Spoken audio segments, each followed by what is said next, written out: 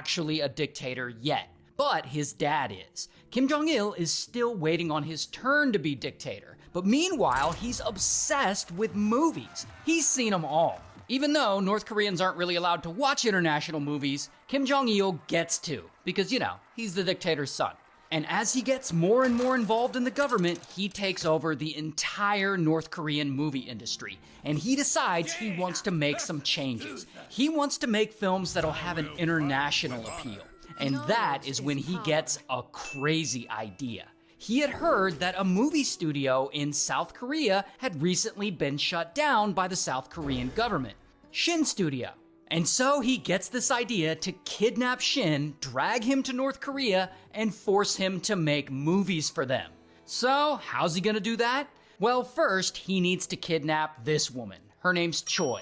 And Choi is a famous actress in South Korea. She also used to be married to Shin, so she is Shin's ex-wife. And Choi and Shin, they used to work on a lot of films together, as he is a director and she's an actress, but since they divorced, I assume that probably fizzled out. So anyway, Kim Jong-il has someone on his team reach out to Choi pretending to be a wealthy businessman who wants to do a film project with her. And so Choi's like, sweet, a film project! And so she travels from South Korea all the way to Hong Kong to this beach where she's supposed to meet with this wealthy businessman. And so she's there, and suddenly, 2 speedboats start heading toward the shore. And when they get there, boom, they jump out and they grab her, and they sedate her, and they throw her in the boat, and they speed away.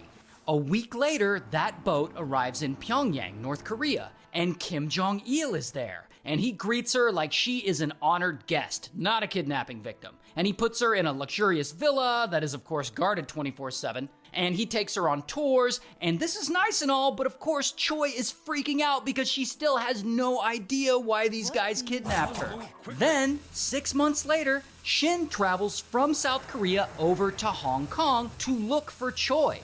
Choi was his ex-wife, but they were still friends. And so he's out looking for her because, she went missing. And so once he gets to Hong Kong, bam, someone suddenly puts a sack over his head, and now he's been kidnapped too. Now, once Shin arrives in Pyongyang, North Korea, Kim Jong-il is there, and he gives him the VIP treatment too, lavish accommodations and tours and whatnot. But Shin, he's a fighter. He's like, fuck all this, and pretty quickly he tries to escape, and bam, he gets caught. And then he tries again, and bam, he gets caught again. And so eventually, this all gets much worse for him, because he keeps trying to escape, and so they eventually throw him in prison.